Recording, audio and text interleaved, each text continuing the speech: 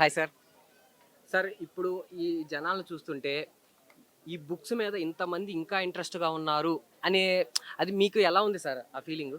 ఒక సనాతన సాంప్రదాయ వ్యక్తిగా, వయస్సు మళ్ళిన వ్యక్తిగా, ఆనాడు పుస్తక ప్రియుడిగా, కొంత అభిలాషతో, అభినివేశంతో పుస్తకాలు చదివేవాళ్ళం. ఈ ఆధునిక సమాజము, సాంకేతిక పరిజ్ఞానం బాగా పెంపొందినప్పుడు కూడా పుస్తకం చదివిన అనుభూతి టీవీ చూస్తే ఉండదు. టీవీ చూసిన అనుభూతి దృశ్యకావ్యం చూస్తే ఉండదు. కాబట్టి దృశ్యకావ్యం చూసినా కూడా పుస్తకంలో ఉన్నటువంటి సారాంశాన్ని ఆకలింపు చేసుకొని మనసుకు అది హత్తుకునేలా చూసుకునే శక్తి పుస్తకానికి ఉంది. కాబట్టి ఇవాళ నాకు చాలా సంతోషంగా ఉంది. జాతీయ స్థాయిలో ఈ పుస్తక ప్రదర్శన ఏర్పాటు చేసి అన్ని రకాల భావజాలాలకు సంబంధమైనటువంటి పుస్తకాన్ని ఇక్కడ ప్రదర్శించటం మరీ ముఖ్యంగా ఈ యాజమాన్యాన్ని నేను అభినందిస్తున్నాను. పుస్తకము చేతికి ఒక భూషణం లాంటిది. పుస్తకము సుఖనిద్రకు ఉపకరించే అవకాశం ఉంది. పుస్తకము జ్ఞానోదయానికి మూడో నేత్రం లాంటిది. కాబట్టి పుస్తకం చదివే కల్చరు మనం అభ్యాసం చేసుకోవాలి. ఎంత ఆధునిక పరిజ్ఞానం ఉన్నా పుస్తకంలో ఉన్నటువంటి సారాంశాన్ని ఆకళింపు చేసుకొని వ్యక్తిత్వాన్ని ఆవిష్కరించుకునేటువంటి ఒక వ్యక్తిత్వ సాంప్రదాయానికి సూచిక పుస్తకం. అలాంటి పుస్తక భండాగారాన్ని చూసిన అనుభూతి కలిగింది. హిట్ యాజమాన్యం వాళ్ళు ఒక ఉదాత్త ఆశయంతో ఈ సమాజంలో ఒక వెబ్ ఛానల్, ఒక యూట్యూబ్ ఛానల్ ప్రారంభం చేసి సమాజానికి ఎంతో మేలు కలిగించేటువంటి హిట్ యాజమాన్యాన్ని అభినందిస్తూ, ఆశీర్వదిస్తూ, మంచి కార్యక్రమాలకు కేంద్రంగా ఉండి హిట్ యూట్యూబ్ ఛానల్ మంచి పనికి పురుదిగా, వేదికగా, ఆకలింపుగా ఉండాలని అభినందిస్తూ, ఆశీర్వదిస్తూ సెలవు. సార్ అంటే ఇప్పుడు ఇది చూస్తున్నాం సార్. ఇలా బుక్స్ మీద ఇంకా ఇంట్రెస్ట్ రావటానికి ఇంకా ఎలా చేస్తే అందుకే బాగుంటుందంటారు? ఇప్పుడు ఏంటంటే ఈ కొటేషన్స్ కానీ, సామెతలు కానీ చాలా తొందరగా క్యాచ్ అయ్యే అవకాశం ఉంది. ఒక ఉద్యమంలో ఒక పాట, ఒక మాట ఉద్యమానికి ఊపిరి. పదండి ముందుకు, పదండి ముందుకు, మామూలు మాటనే. ఆ మాట ప్రేరణ. దేశం అంటే మట్టి కాదు ఈ మనుషులో, అది మాటనే. కానీ ఆనాడు సభ్య సమాజాన్ని ఉత్తేజపరిచింది. కాబట్టి మాటల్లో ఒక పస ఉంది, మాటల్లో ఒక అర్థం ఉంది, మాటలు ఇంకో గుబాళింపు ఉంది. అంటే ఒక రుచికరమైన వంటకు పోపెంత ప్రధానమో గృహిణికి ఒక మంచి మాట అంత ప్రధానం. అలాంటి మంచి మాటను ఆకలింపు చేసుకున్నటువంటి పుస్తకం. ఒక చిన్న ఉదాహరణ చెప్తా. వందే మాతరం అంది మాతరం అన్నాడు ఒక ఆయన. మామూలు మాటనే, కానీ ఒక ఇన్స్పిరేషన్. చూసే కళ్ళకు చెవుల ఆధారం అన్నాడు. ఆ రకమైనటువంటి మాటల వల్ల అలాంటి మాటలు ఎక్కడ ఉంటాయి? పుస్తకంలో ఉంటాయి. గుకారో హ్యంధకార స్యాత్ రుకారస్తన్నిరోధక అంధకార నిరోధిత్వాత్ గురునిత్యభిధీయతే. గు అంటే చీకటి అని, రు అంటే వెలుగు అని. అలాంటి వెలుగు తీసుకెళ్ళేటువంటి పాదానికి గురువు అని అర్థం. కాబట్టి వర్తమాన విద్యార్థులకు తల్లి నేర్పించాలి. తల్లి ఒడి మొదటి బడి. Mother is main. సభ్య సమాజానికి వికాసాన్ని కలిగించే తల్లి. తల్లి ఒడి ఫస్ట్ స్కూల్, మొదటి బడి. తల్లి చిన్నప్పటి నుంచి భారత భాగవత పద్యాలు నేర్చుకోవాలి. అమ్మాయి అటు భర్తను, ఇటు పిల్లలను, అత్తామామలను, సభ్య సమాజాన్ని ఒక మార్గంలో నడిపించే శక్తి తల్లికి ఉంది. అలాంటి తల్లికి ఏది ఆయుధం? జ్ఞానం ఇచ్చినటువంటి తండ్రి, తర్వాత పుస్తకం. అంతే కదా. కాబట్టి పుస్తకంలో అంత ప్రశస్తి ఉంది. అది అది పెంచడానికి ఏం చేస్తే బాగుంటుంది? ఇలాంటి సదస్సులు ఏర్పాటు చేయాలి. ఒక కాంగ్రిగేషన్స్, రిలీజియస్ కాంగ్రిగేషన్స్ ఏర్పాటు చేయటం వల్ల అట్లా. ఇప్పుడు ఒకరోజుతోనే చైతన్యం రాదు. ఒకరోజుతే ఏదో నాసికలో గోదావరి కొద్దిగా ప్రారంభమై జీవనదిలాగా వ్యాపించింది. కాబట్టి కొద్ది మార్పుకు ఇలాంటి పుస్తక ప్రదర్శన సంకేతం అవుతుంది. అంటే ఇంకా ఫర్దర్ గా ఇలాంటి పెంచుకుంటూ పోవాలంటే ఇంకా ఎలా కేవలం హైదరాబాద్ పరిమితం కాకుండా జిల్లాల్లో, జిల్లా కేంద్రాల్లో, ఊళ్ళల్లో ఇవి ఇలాంటి పెట్టాలి కదా. కాబట్టి ఎక్కడ లిటరసీ లేదు, లిటరసీ నేర్పించడం, పుస్తకాన్ని ఇవ్వటం. చదువు చెప్పండి, పుస్తకాన్ని ఇవ్వండి, ఒక కొటేషన్. అంటే ఒక టైంలో మనం చూసుకున్నట్టయితే ఎంటర్టైన్మెంట్ కానీ ఏది చూసుకున్నా ఒక పుస్తక రూపంలోనే ఉండేది. ఇప్పుడు వచ్చేసరికి పుస్తకం అనేది చాలా తగ్గిపోయింది కదా సార్. దానికి ఏమంటారు? ఇది కాలం పరిణామక్రమం కదా. కాలం ఒకే రీతిలో ఉండదు కదా. కాబట్టి కాలానుగుణంగా మనం వెళ్ళాలి. ఇప్పుడు ఈ చిన్నపిల్లవాడు ఉండు, వాడికి ఏం చెప్పాలంటే, వాడికి వేదాంతం చెప్తే వాడికి అర్థం కాదు. ఒక పుస్తకం ఇచ్చి, ఒక కార్టూన్ ఇచ్చి, ఒక గాంధీ తాత, ఒక నెహ్రూ గారు, ఒక నెల్సన్ మండేలా ఆ రకమైనటువంటి భావజాలాన్ని పుస్తకంలో వేసేసి మోల్డ్ చేస్తే ఈ కెన్ గ్రాప్ ది మ్యాటర్. అది ఎవరు చేయాల్సింది? ఉపాధ్యాయుడు, తల్లి. కాబట్టి మొత్తం ఈ సంస్కృతికి మూలభూతమైంది టీచర్. రెండో తల్లి, ఇంట్లో తల్లి. ఎక్కువ కాలం చిరంజీవి ఎక్కడ ఉంటాడు? స్కూల్లో, ఇంట్లో. కాబట్టి స్కూల్లో మార్పు రావాలి, ఇంట్లో మార్పు. చూశారు కదా, ఇక్కడ మనం ఇప్పుడు తెలంగాణ పబ్లికేషన్స్ అనే స్టాల్ దగ్గర ఉన్నాం. దాని గురించి ఏమేమి ఉన్నాయి, ఏంటి స్పెషల్ అనేది మన రాము గారు ఉన్నారు, చెప్తారు. ఓకే. ఈ 51 స్టాల్లో తెలంగాణ పబ్లికేషన్ స్టాల్లో మనకు ఏదైతే ఇప్పుడు ప్రస్తుతం తెలంగాణకు అవసరమో, తెలంగాణ చరిత్రకు సంబంధించిన చాలా విషయాలకు సంబంధించినటువంటి పుస్తకాలు ఇక్కడ ఉన్నాయి. సంగిశెట్టి శ్రీనివాస్ లాంటి వాళ్ళు, లేకపోతే జూలూరి గౌరీశంకర్ లాంటి వాళ్ళు, చాలామంది ప్రత్యేకమైనటువంటి వివిధమైనటువంటి చరిత్ర కలిగినటువంటి తెలంగాణ సాహిత్యం అంతా ఇక్కడ అందుబాటులో ఉంది. అంతేకాకుండా కవి సంఘం సంబంధించిన ఈ తరం రాస్తున్నటువంటి కవిత్వం కూడా ఇక్కడ మనకు అందుబాటులో ఉంది.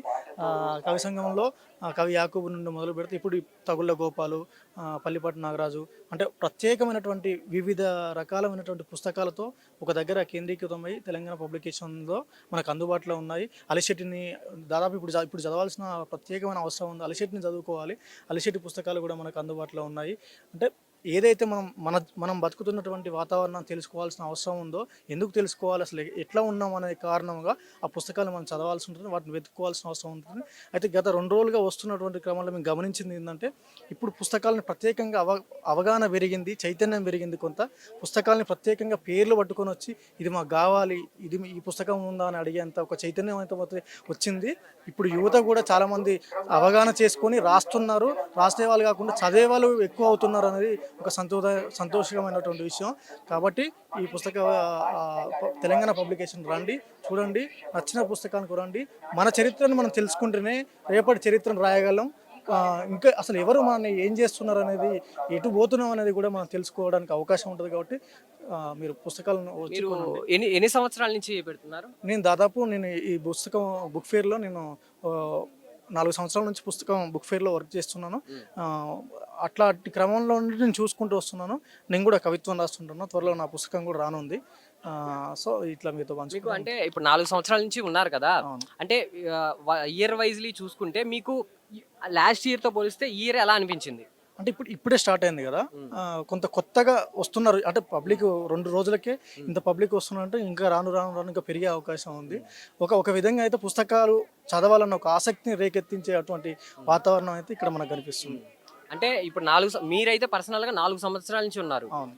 అంటే ఇయర్లీ తగ్గుతున్నారా పెరుగుతున్నారా జనాలు, అంటే బుక్స్ మీద ఇంట్రెస్ట్ చూపించే వాళ్ళు? లేదు, తగ్గుతుందనేది కాదు. అయితే యాక్చువల్గా మొన్న రీసెంట్గా కరోనా టైంలో కాబట్టి ఏమైందంటే పుస్తకాలు చదవాలన్న ఆసక్తి ఎక్కువైంది.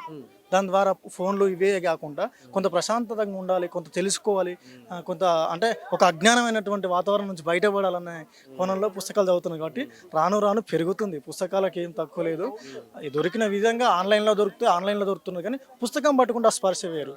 ఒక మనిషిని దగ్గర తీసుకొని కౌగిలించుకున్నంత ప్రేమగా ఉంటుంది. కాబట్టి పుస్తకానికి ఆ స్పర్శ వేరు. కాబట్టి పుస్తకం నడుస్తుంది.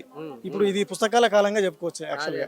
అదే ఎంతకాలం అయినా కానీ పుస్తకం అనే దాని వాల్యూ వేరు. అది మనిషి ఉన్నంత కాలం పుస్తకం అనే దాని వాల్యూ దాందే అంతే. ఎంత మనకి టెక్నాలజీ పెరగని ఏది పెరిగినా మనకి పుస్తకం వాల్యూ పుస్తకమే. అవును, ఏమంటారు? అవును, తప్పకుండా పుస్తకం వాల్యూ అనేది చాలా. అసలు యాక్చువల్గా మనం ఏదైనా బాధలో ఉన్నప్పుడు, ఏదైనా దుఃఖంలో ఉన్నప్పుడు, ఏం చేయాలో ఒంటరితనంగా ఫీల్ అవుతున్నప్పుడు మనం పుస్తకాలను చదవడం వల్ల ఏమవుతుందంటే ఆ సందర్భం నుంచి బయటపడడానికి, మనిషి కాపాడుకోవడానికి పనికొస్తుంది. ప్రశాంతత కోసం. అవును, ప్రశాంతత కోసం, మనిషిని కాపాడుకోవడానికి పనికొస్తుంది. అందుకోసం పుస్తకాలు చదవాలి, చదివించాలి, దాన్ని ఒక ఉద్యమంగా నడిపించాల్సిన అవసరం కూడా ఉంది. మీరు కూడా కవిత్వం రాస్తా అంటున్నారు. అవును, మంచిగా థ్యాంక్ యూ, సక్సెస్ అవ్వాలని కోరుకుంటూ all the best. Thank you. Hi అండి, మనతో పాటు ఇప్పుడు సీనియర్ జర్నలిస్ట్ గోవిందరాజు చక్రవర్ధర్ గారు మనతో ఉన్నారు. ఆయనతో ఇక్కడ ఎక్స్పీరియన్స్ ఎలా ఉంది ఏంటి అనేది విని తెలుసుకుందాం. Sir hi sir. Hello sir, ఎన్నో ఇయర్స్ నుంచి 30 ఇయర్స్ నుంచి ఇక్కడ ఇది జరుగుతుంది. అంటే మీతో ఈ బుక్స్ కున్న సంబంధం ఎలా ఏంటి అది మాతో కొంచెం షేర్ చేసుకుంటారా? నేను బేసికల్గా ఒక 50 ఏళ్ళుగా జర్నలిస్ట్గా ఉన్నాను, రైటర్గా ఉన్నాను. జనరల్గా పుస్తకాలతోనే నా జీవితం అంతా ముడిపోయింది. రచన, పబ్లికేషన్స్, ఒక 50 పుస్తకాలు పబ్లిష్ చేశాను. గతంలో ఏమిటంటే ఒక 1000 కాపీలు పబ్లిష్ చేస్తే చకచక మూవ్ అయ్యేది, 6 నెలల్లో రీప్రింట్ వచ్చేది. రాను రాను ఏమైందంటే అది చదివే వాళ్ళ సంఖ్య తగ్గుదొస్తుంది. అయితే పుస్తకాలు చదివేవాళ్ళు తగ్గుతున్నా కూడా చదువు పూర్తిగా ఆపేశారని అనుకోవడానికి వీల్లేదు. రకరకాల సోషల్ మీడియా ప్లాట్ఫామ్స్లో ఫేస్బుక్లో పోస్టులు చదువుతున్నారు, బ్లాగుల్లో చదువుతున్నారు. వేరియస్ ఫార్మాట్స్లో అధ్యయనం అనేది మళ్ళింది. అలాగే రాసేవాళ్ళ సంఖ్య కూడా పెరిగింది. పూర్వం కంటే నవ యువ రచయితలు అనేక మంది రాస్తున్నారు. చాలా తెలుగు కథ కావచ్చు, కవిత్వం కావచ్చు, కొత్త పుంతలు తొక్కిస్తున్నారు. యూత్ బాగా ఒక కథా సంకలనంతోనే పాపులర్ అవుతున్న వాళ్ళు కూడా ఉన్నారు. అయితే ఈ టెక్నాలజీ కారణంగా స్మార్ట్ ఫోన్ వచ్చిన తర్వాత మనము పుస్తకాన్ని కాస్త పక్కన పెడుతున్నారు. ఎందుకంటే లైఫ్లో వేగం పెరిగింది, జీవితంలో పరుగు పెరిగింది కనుక మనకి చదువుకోవడానికి వ్యవధి లేదు. అట్లాగే టేస్ట్ ఉంది, టేస్ట్ ఉన్నా కానీ మనకు ఆదివారం ఒక్కరోజు టైం దొరుకుతుంది. ఆ ఒక్కరోజు టైంలో ఏదో పనులు చేసుకుంటున్నారు తప్పితే దానికి భిన్నంగా పుస్తకాలని చదవటం అనేది, దానికోసం ప్రత్యేకించి ఒక గంట తీరుబడి చేసుకుని చదివితే పుస్తకానికి ఆల్టర్నేటివ్ అనేది లేదు. మీకు ఎన్ని మాధ్యమాలు సోషల్ మీడియా వచ్చినా, టీవీ ఛానల్స్ వచ్చినా, స్మార్ట్ ఫోన్లు వచ్చినా కూడా పుస్తకానికి సరిసాటి కాదు కనుక ఒక క్రియేటివ్ ఎబిలిటీస్ అనేవి పుస్తక పఠనం ద్వారా పెరుగుతాయి. పుస్తకం అనేది మీరు చదవటం మొదలు పెడితే అది ఒక ప్రత్యేకమైన ఒక లోకంలోకి వెళ్ళినట్టుగా ఉంటుంది కనుక మిగతా మాధ్యమాల్లో ఆ సౌలభ్యం లేదు. దయచేసి పుస్తక పఠనం వల్ల కలిగే ప్రయోజనాన్ని ఎవరికి వాళ్ళు స్వానుభవంతో తెలుసుకుని ఇక నుంచైనా రాబోయే తరాల కోసమైనా తల్లిదండ్రులు ముఖ్యంగా తమ పిల్లల్ని ఎంకరేజ్ చేయాలి. తాము పుస్తక పఠనాన్ని పెంపొందించుకున్నప్పుడు దానివల్ల వనగూరేటువంటి ప్రయోజనాల్ని వాళ్ళు పొందగలుగుతారు. ఒక వ్యక్తిత్వ వికాసం కావచ్చు, ఒక మనోపరిధి కావచ్చు. ఇవాళ స్మార్ట్ ఫోన్లే లోకంగా తల దించుకుని బతికేస్తుంది యువతీ యువకులంతా కూడా. అందుకనే జీవితంలో ఛాలెంజెస్ని వాళ్ళు ఫేస్ చేయలేకపోతున్నారు. జీవితంలోని పరీక్షల్ని తట్టుకు నిలబడాలంటే పుస్తకము మంచి టూల్ కనుక ఆ దిశగా దృష్టి మళ్ళించాలని కోరుకుంటూ అనేక మంది వచ్చారు. వాళ్ళ శని ఆదివారాలు కావచ్చు, బాగా రద్దీగా ఉంది. ఇటువంటి వాతావరణమే మున్ముందు కూడా కొనసాగాలని, ఇటువంటి పుస్తక మేళాలు పుస్తకాభిరుచిని పెంపొందించడానికి ఒక సాధనం అవుతుంది. అలాగే దేశంలోని పలు ప్రాంతాల నుంచి వచ్చినటువంటి ప్రచురణకర్తలు ఉన్నారు, రైటర్స్ ఉన్నారు. వాళ్ళందరినీ సాహిత్యాన్ని పరిచయం చేయడానికి ఒక చక్కటి వేదికగా ఈ బుక్ ఫేర్ ఉపయోగపడుతుందని చెప్పి నేను ఆశిస్తున్నాను. సార్ అంటే ఇప్పుడు మనం చూసుకున్నట్టయితే ఇంతకు ముందు మనం కొంచెం ప్రశాంతంగా ఉండాలంటేనే ఒక బుక్ చదివితే మనకు ప్రశాంతంగా ఉంటుంది అనే స్టేజ్ నుంచి ఇప్పుడు చాలా వరకు తగ్గిపోయింది బుక్స్ చదవటం అనేది. ఇప్పుడు అది ఆ మళ్ళీ పూర్వ వైభవం రావాలంటే మీన్స్ బుక్స్ మళ్ళీ అలాగే మనకు ప్రశాంతత కావాలంటే ఆ బుక్ చదివితే ప్రశాంతంగా ఉంటాం. అలాంటివి రావాలంటే జనాలకి ఎలా మోటివేట్ చేస్తే అలా అవుతారు? ఎలా మోటివేట్ చేయాలంటే అమెరికా వాడో జపాన్ వాడో కనిపెట్టాలి. భారతీయ క్లాసిక్స్ చదివితే, మనుచరిత్ర చదివితే, వశ్చరిత్ర చదివితే మీలో క్రియేటివ్ ఎబిలిటీస్ బాగా పెరుగుతాయి. మీరు అద్భుతమైన ప్రోగ్రామర్ కాగలుగుతారు, నెలకి $4 లక్షల సంపాదించుకోగలుగుతారు అని ఏదన్నా ఒక తాయిలం పెడితే తప్పితే మన కాశీ మజిలీ కథలు చూడండి, కథల్లోంచి కథలు వెళ్తున్నప్పుడు అది కల్పిస్తున్నటువంటి ఒక ప్రపంచము, ఒక లోకం. హ్యారీ పాటర్ ఏముందండి, మన కాశీ మజిలీ కథలకి ఇంగ్లీష్లో రాయడం వల్ల చాలా ఒక సంపన్న రచయిత్రిగా ఆవిడ వెళ్ళగలిగారు. అంటే ఇంగ్లీష్ భాషకు ఉన్నటువంటి ఆ ప్రత్యేకత ఉన్న సౌలభ్యాన్ని ఆవిడ ఉపయోగించుకున్నారు. ఈ క్రియేటివ్ ఎబిలిటీస్ పెంచడానికి బాగా ఉపయోగపడుతుంది అనేది గుర్తిస్తే అందరికీ తెలుసు, కానీ ఎవడో చెప్పాలి మనకి. అమెరికా వాడు చెప్తే కానీ మనం ఆ దిశగా మళ్ళమేమో అనిపిస్తుంది నాకు. అంటే మనం చెప్తే ఇప్పుడు ఇనే స్టేజ్ నుంచి ఎవరో పెద్దోళ్ళు ఇక్కడి నుంచో వచ్చి చెప్తే తప్ప మన పెద్దవారు చెప్తున్నారే అనే ఇనే స్టేజ్ దాటిపోయారు.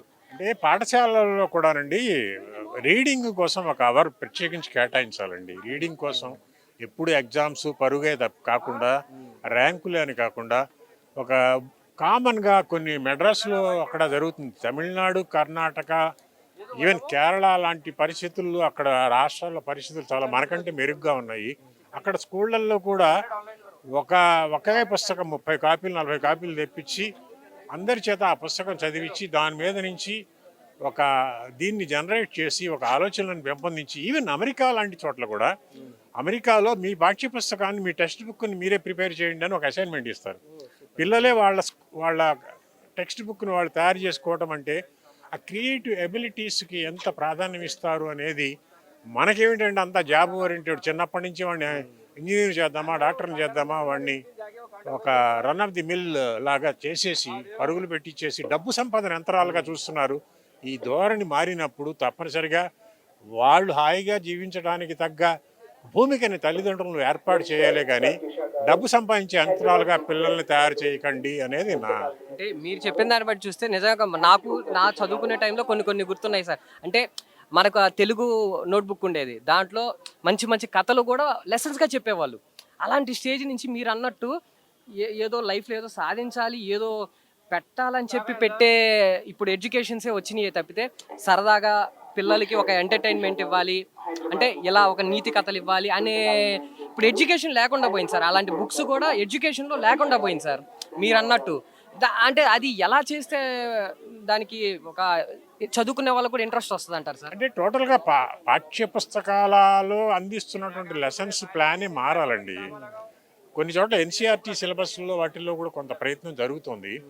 అంటే వాళ్ళలో బాగా థింకింగ్ ప్రాసెసెస్ని పెంపొందించడానికి కేవలము బట్టి చదువులు కాకుండా అదేదో ముక్కును పెట్టుకుని పరీక్షల్లో రాయటం కాకుండా వాళ్ళు ఆ సబ్జెక్ట్ నాలెడ్జ్లో గట్టి ఫౌండేషన్ ఉండి అర్థం చేసుకుంటే మాత్రమే పరీక్ష రాసి పాస్ అవ్వగలిగినటువంటి ఒక పాఠ్య ప్రణాళికను రూపొందించాలి. పరీక్షా విధానాన్ని రూపొందించినప్పుడు తప్పనిసరిగా మార్పు వస్తుంది. మన విద్యావేత్తలు ఆ దిశగా ఆలోచించటం కూడా చేయాలి. అది ప్రయత్నం జరుగుతుంది అనుకుండా భవిష్యత్తులో ప్రాంతీయ భాషల్లో కూడా విద్యా వ్యవస్థ, జాతీయ విద్యా విధానంలో ప్రాంతీయ భాషలకు ప్రాధాన్యం పెరుగుతుంది. ఈ ప్రాధాన్యం కారణంగా మున్ముందు రోజుల్లో కొంత సానుకూలమైన మార్పు వస్తుంది అని నేను ఆశాభావంతో ఉన్నాను. అదే సార్, అదే మనం చిన్నప్పటి నుంచి చూసుకుని అయితే, అంటే మేము చదువుకున్నప్పుడు మీరు చదువుకున్నప్పుడైనా కానీ ఆ పుస్తకాల్లోనే సరదాగా ఉండే, అంటే ఆ స్టూడెంట్స్కే మనకే చదవాలి అనిపించేంత ఇంట్రెస్ట్గా ఇచ్చేవాళ్ళు లెసన్స్. ఇప్పుడు చూసుకుంటే అది మీరు అన్నట్టు ఏదో చేసేయాలన్నట్టు బట్టి చదివే స్టేజ్కి పడిపోయింది. అంటే స్టడీ పరంగా కూడా అలాంటి లెసన్స్ పెడుతున్నారు. అది అసలు అది ఎలా మారాలి, అంటే ఏం చేస్తే మారుతుంది అంటారు సార్? అంటే మనకి ఆ చదువు అనేది స్టూడెంట్స్ ఇప్పుడు ఇంట్రెస్ట్గా చదవట్లేదు సార్. మీరు అన్నట్టు బట్టి ఏదో ఎగ్జామ్స్ కేవలం ఎగ్జామ్స్ కోసం మాత్రమే చదువుతున్నారు. ఒకప్పుడు ఏంటంటే ఇంట్రెస్ట్గా చదివేవాళ్ళు. అలాంటి స్టోరీస్ నుంచి, అలాంటి లెసన్స్ నుంచి బట్టి పడితే కానీ రాని చదువులకు వచ్చేసాం మనం. ఒకటి ఏంటంటే స్కూళ్ళల్లో కరికులం సరిగ్గా లేదని చెప్పి చాలామంది తల్లిదండ్రులు పిల్లల్ని స్కూల్కి పంపకుండా తామే ఇంట్లో చదువు చెప్తున్న వాళ్ళు ఉన్నారు. తమకి పిల్లలకి ఏం కావాలి అనేది వాళ్ళని ఇంట్లోనే అట్లా పెట్టుకుని తల్లిదండ్రులే వాళ్ళకి విద్యని, రకరకాల స్కిల్స్ని చాలామంది ఇక్కడ కూడా కొన్ని పాఠశాలలో వందే మాతరం ఫౌండేషన్ అని కల్వకుర్తిలో ఒక ఫౌండేషన్ వాళ్ళు ఎక్స్పెరిమెంటల్ స్కూల్స్ రన్ చేస్తున్నారు. పిల్లలకి చదువుతో పాటు రకరకాల స్కిల్స్, పాత వీటిని తీసుకొచ్చి, పాత మిషనరీని తీసుకొచ్చి దాంట్లో ఎలా బాగు చేసుకోవాలి, ఏసీ ఎలా రిపేర్ చేసుకోవాలి, లేకపోతే పంటలు ఎట్లా పండించుకోవాలి, కూరగాయలు ఎట్లా సాగు చేసుకోవాలి అనే ఒక లైఫ్ స్కిల్స్ని వాళ్ళకి నేర్పిస్తున్నారు. ఒక స్టేజ్కి వచ్చేటప్పటికి తన కాళ్ళ మీద తను నిలబడి తాను ఏమైనా చేయగలను అనేటువంటి ఒక దిశగా, అంటే స్కిల్స్ అనేది కేవలము ఒక పాఠ్యపుస్తకాల్లో చదివినటువంటి జ్ఞానమే కాకుండా తను స్వయంగా చేయగలిగినటువంటి ఒక ప్రాక్టికల్ ఓరియంటేషన్తో కనుక పాఠ్య ప్రణాళికని కనుక రూపొందిస్తే, ఆ దిశగా మన స్కూళ్ళల్లో మార్పులు జరిగితే తప్పనిసరిగా పిల్లవాడిని తనకి తోచిన పద్ధతుల్లో, తల్లిదండ్రుల్లో, టీచర్లో ఇన్ఫ్లుయెన్స్లో కాకుండా తన అభిరుచుల మేరకు తాను ఎదిగేటట్టుగా వాడికి రకరకాల ఇన్పుట్స్ని అందించగలిగితే తప్పనిసరిగా వాళ్ళు ఒక బెటర్ సిటిజన్గా తయారవుతారు. ఆ విద్యా వ్యవస్థలో కూడా ఒక మంచి మార్పులు వస్తాయని చెప్పి నేను అనుకుంటున్నాను. Okay sir, thank you sir. మీ విలువైన సమయాన్ని అందించినందుకు థ్యాంక్ యూ సార్.